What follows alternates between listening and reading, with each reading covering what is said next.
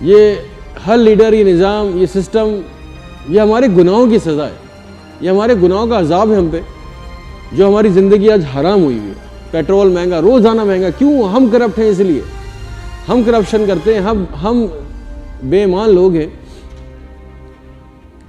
اور سونے پہ سہاگا کہ ہمیں کوئی عہدہ مل جائے تو ہماری گردن میں سریا آ جاتا ہے۔ نوکریاں دینی ہو تو ہم زبان دیکھ کے دیں گے، مسلک دیکھ کے دیں گے، ذات دیکھ کے دیں گے یا خوبصورتی دیکھ کے دیں گے۔